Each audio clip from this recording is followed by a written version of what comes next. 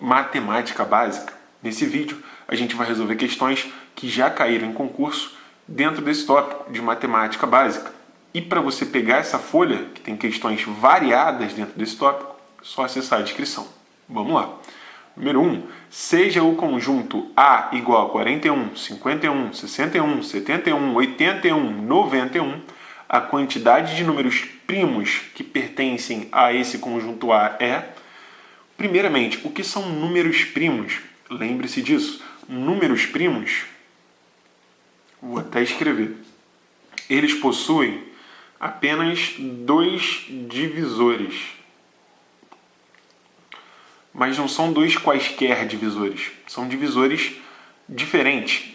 Eles precisam ser o próprio número em si e o número 1. Então, os dois divisores que tem que ter um número para ele ser primo é o número 1, que divide qualquer número mesmo, é o divisor universal, e o próprio número em questão, né?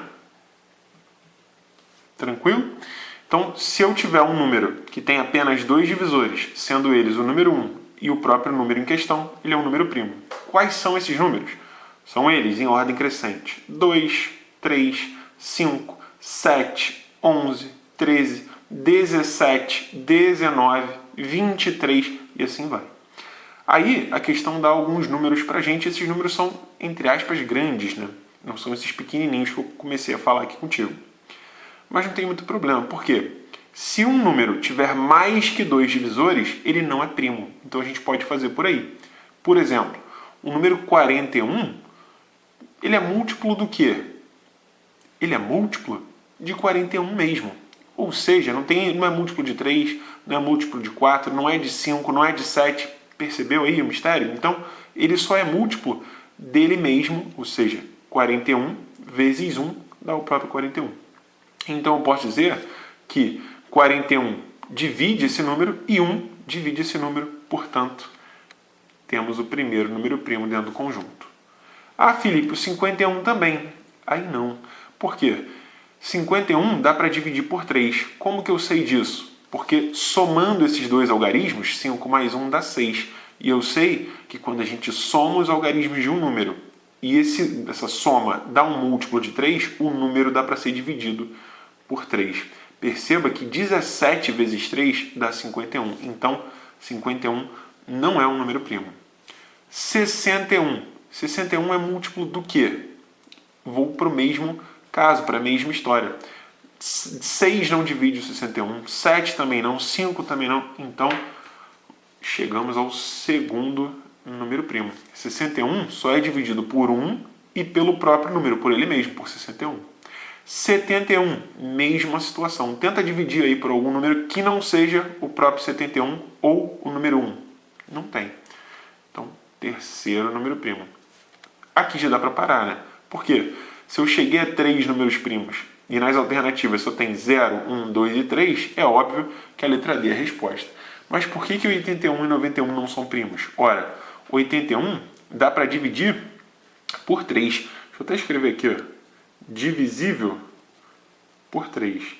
O 81 também é. Posso dizer que dá para dividir por 9, por 3, enfim. Posso botar aqui, ó, ou por 9 ou por 3. Vou botar divisível por 9. E o 91? Pô, Felipe, 91 é primo. Não é não, filhão. Faz aí 7 vezes 13. Dá 91. 91, ele é divisível por 7, por exemplo. Você poderia dizer que é por 13 também, mas enfim, ele é por 7. Então, números primos, 41, 61, 71.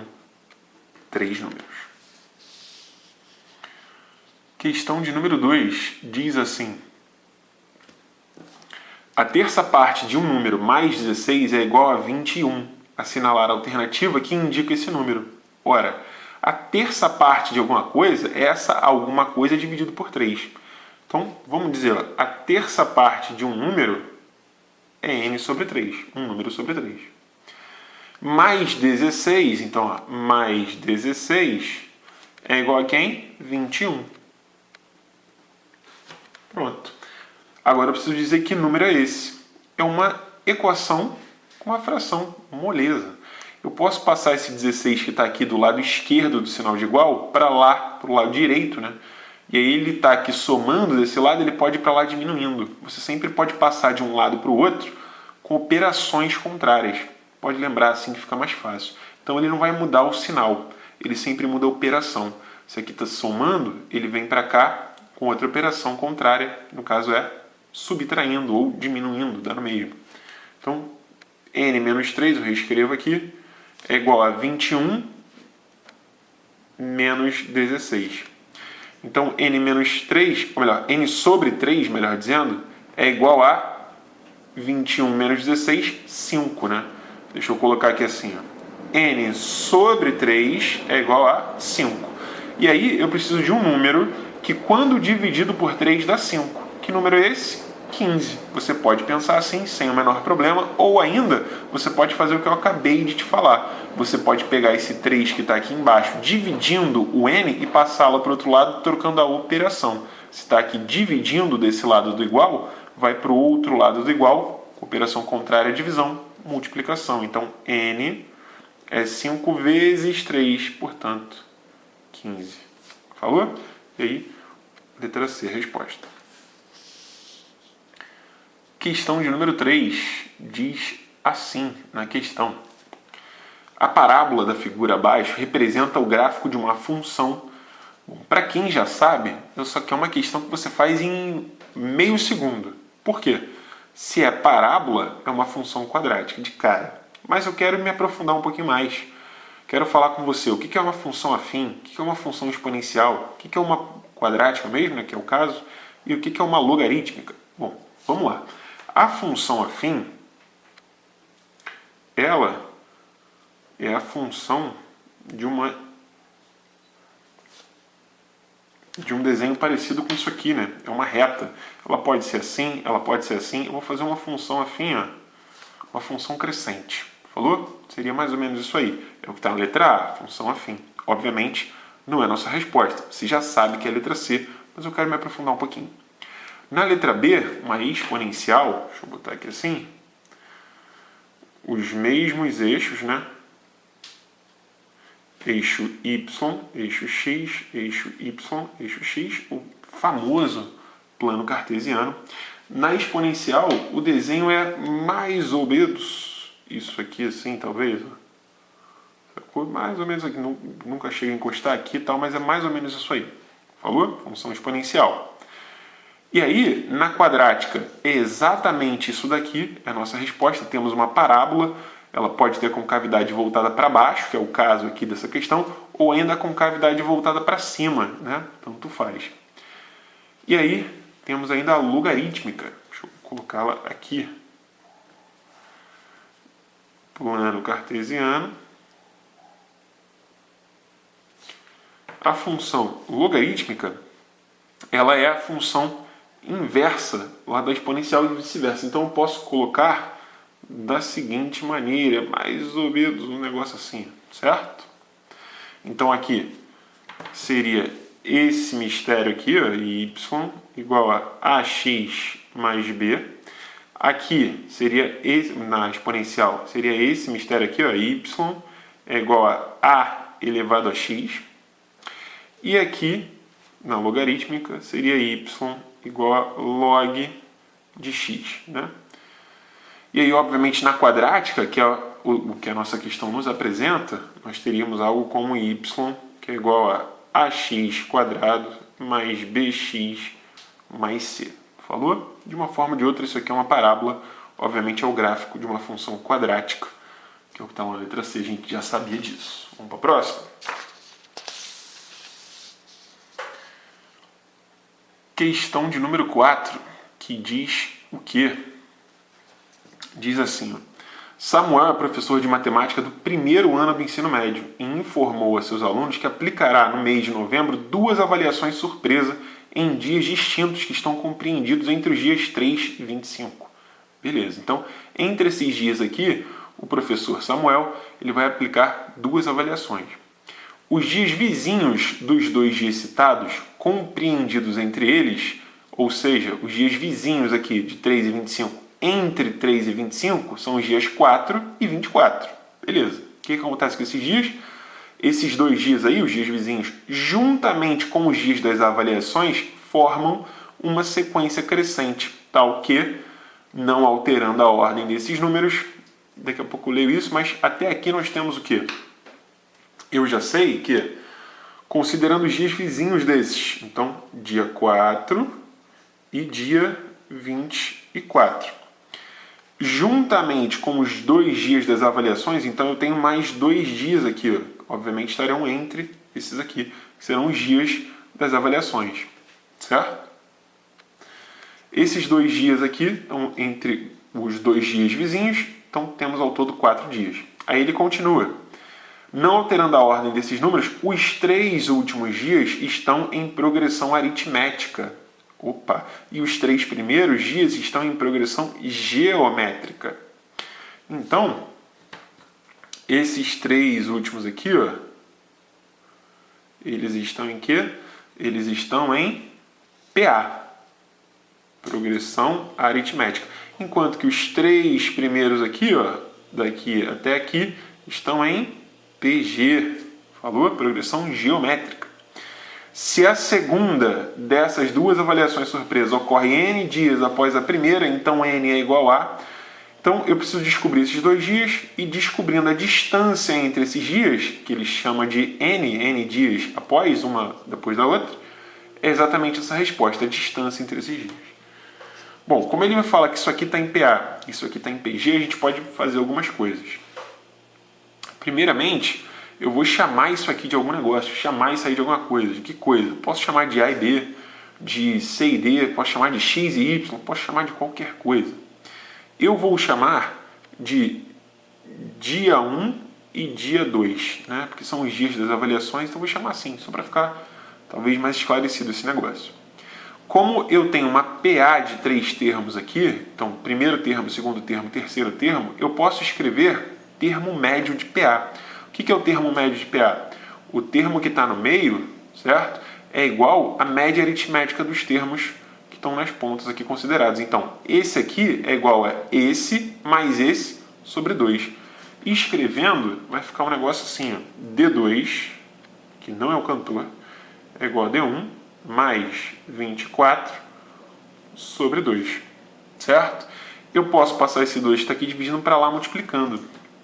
Então eu posso escrever que 2D2, não são 2 cantores, é igual a D1 mais 24. Perfeito? Vou deixar assim, não sei o que vai rolar daqui a pouco eu vejo. Tenho ainda sobre a PG. Primeiro termo, segundo termo, terceiro termo, uma PG de 3 termos. Eu posso também usar o ponto médio de PG. Ponto médio de PG é o quê? Esse ponto médio ao quadrado é igual ao produto dos outros, né, das extremidades. Então, D1 ao quadrado, deixa eu escrever aqui também, vai ser igual a quem? 4 vezes D2. E aí tem várias formas de fazer isso daí, é claro, né? Bom, perceba que eu tenho 4D2 aqui, enquanto que aqui eu tenho 2D2. Se eu multiplicar tudo isso aqui por 4, dá para substituir aqui embaixo. E é assim que eu vou proceder. Obviamente posso fazer de outra forma, mas acho que assim dá uma resolução legal. Então 4D2, multiplicando por 2 aqui, né? Só para deixar claro, o que eu estou fazendo? Estou fazendo isso aqui, ó. Falou? Com a equação inteira. 4D2 é igual a 2D1 mais 48. Falou? E aqui substituindo por isso aqui, nós vamos ter, deixa eu resolver aqui embaixo, D1 ao quadrado é igual a 2D1 mais 48. Se você é uma pessoa com uma visão mais além do alcance, você já percebeu que vai dar uma equação de segundo grau. Porém, nada tema, porque a gente pode resolver isso aí de algumas formas. Bom, eu vou passar tudo para o lado esquerdo para zerar o lado direito, vai ficar assim, ó. Deixa eu vir para cá logo. D1 ao quadrado menos, vai para cá diminuindo, né? 2D1 menos 48 é igual a 0. Perfeito? Então, meu querido amigo ou minha querida amiga, nós temos isso aqui, D1 ao quadrado, menos 2D1, menos 48 igual a 0. Eu posso resolver isso aqui por Bhaskara, posso fazer fatoração, posso fazer soma e produto, posso fazer várias coisas. Vamos tentar fatorar esse negócio aí? Eu posso pensar em dois números que somados deem menos 2 e multiplicados menos 48. Bom, penso na multiplicação primeiro. Como eu vou fazer fatorando, vou colocar aqui, ó, D1 igual a 0. Então, que números que multiplicados dão 48? 1 e 48, 2 e 24, tem vários. Agora, para que dê 2 ou menos 2, 6 e 8 é o alvo. Então, com certeza, vamos ter um 6, vou botar um 8 aqui, um 6 aqui, pronto. Um 6 e um 8. Agora eu preciso pensar nesses sinais. Se o produto é negativo, quer dizer que os sinais são diferentes, um positivo e um negativo. Se a soma é negativa, quer dizer que o maior dos números é o negativo. Vamos testar? Aqui, ó, maior negativo, menor positivo. Vamos testar. Menos 2 é a soma. Ó. Menos 8 mais 6, menos 2. Bateu. O produto, menos 8 vezes menos 6, menos 48. Bateu certinho. Então, essa mesma equação, escrita de forma fatorada, fica assim.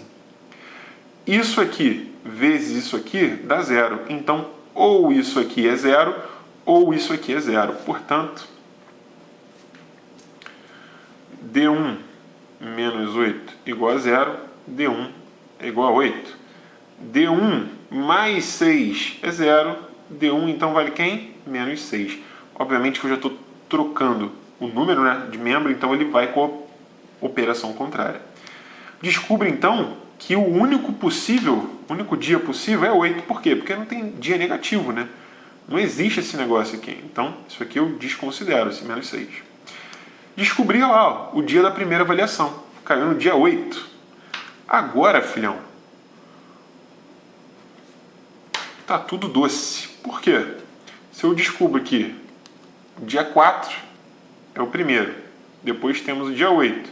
O próximo dia vai ser quem? Ora, aqui é 8, aqui eu não sei, e aqui é 24, eu posso vir para cá, ó. Esse dia que eu não sei é igual a 8, né, que eu acabei de descobrir, mais 24, 32. Dividido por 2, descobri, 16. 16 e findo lá com o 24. Percebeu que coisa linda? Descobrimos então que os dias aí das avaliações são dia 8 e dia 16. Questão que é a diferença entre eles, né? Pergunta quantos dias depois da primeira ocorreu a segunda. Então, 16 menos 8 é 8. Olha a letra B. Questãozinha meio difícil, né? Mas com fé a gente chega lá. Questão de número 5 diz o seguinte: considere 4 caixas identificadas pelas letras P, Q, R e S. Todas as caixas contêm canetas e sabe-se que... Beleza.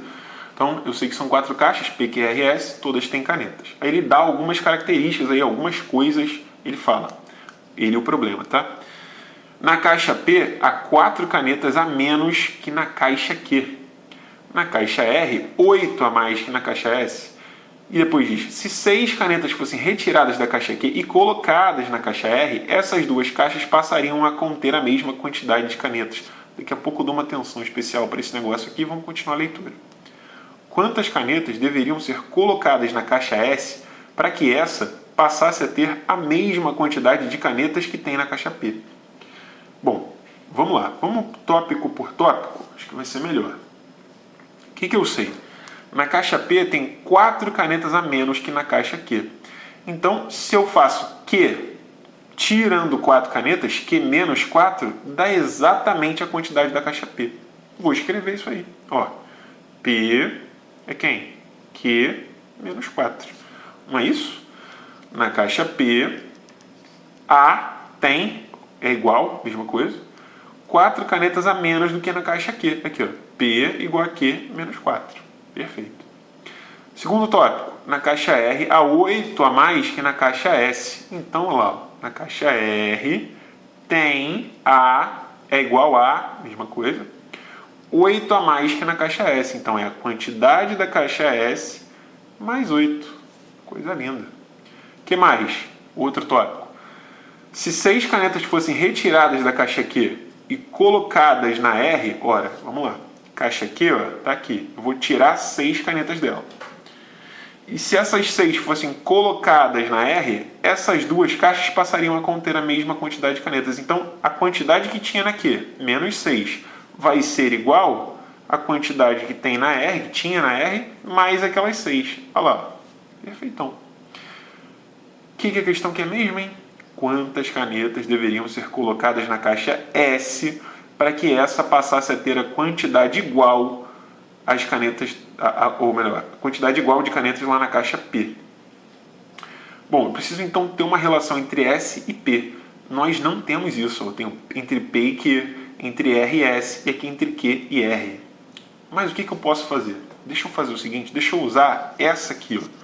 Q menos S e R mais 6. Deixa eu usar esse negócio aí.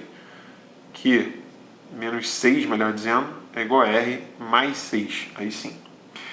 Então eu sei que tirando 6 da caixa Q e colocando 6 na caixa R, essas duas têm quantidades iguais. Porém, perceba que eu sei que P é igual a Q menos 4. Só que aqui eu tenho Q menos 6. Vê se eu não posso desmembrar esse menos 6 assim, ó. Vou só reescrever aqui, falou? Q menos 4 menos 2. Quanto que dá menos 4 menos 2? Não dá menos 6? Dá. Então isso aqui, ó, é exatamente igual a isso aqui. Só reescrevi para você poder perceber que Q menos 4 é o P, que eu vou substituir lá embaixo. Então vamos continuar. Q menos 4 menos 2, que é a mesma coisa que isso aqui, é igual a quem? R mais 6. Falou? Então aqui eu já sei que Q menos 4 eu posso substituir por P. O menos 2 eu só repito, que vai ser igual a R mais 6. Só que quem que é R? S mais 8. Então substitua. R é quem? É S mais 8. E o mais 6 que estava aqui eu só repito. Falou? Perceba, ó, eu posso deixar o P sozinho aqui e passar o 2 para cá. Se ele está diminuindo, ele vai para lá somando. Então eu vou ficar com P é igual a S, que já estava aqui, mais o que? 8 mais 6. Opa, mais 6, mais 2, assim, certo? Ou seja, eu posso dizer que P é igual a S, mais, somando 8 e 6, 14, mais 2, 16. Pronto, acabou a questão. Porque olha só, quantas canetas deveriam ser colocadas na caixa S para que essa passasse a ter a mesma quantidade de canetas que há na caixa P? Ora, a caixa P é igualzinha à caixa S mais 16. Então, se eu colocar 16 canetas na caixa S, vai ter a mesma quantidade que a caixa P. Resposta aqui, ó. 16, lá na letra C. Conseguiu fazer? Teve alguma dificuldade em alguma dessas questões? Fala comigo nos comentários. Não se esqueça do joia, que sempre é muito maravilhoso. Se inscreva, por favor, se não for inscrito, e compartilhe esse vídeo com todas as pessoas que você conhece que estudam matemática. Até o próximo. Abração. Fica com Deus.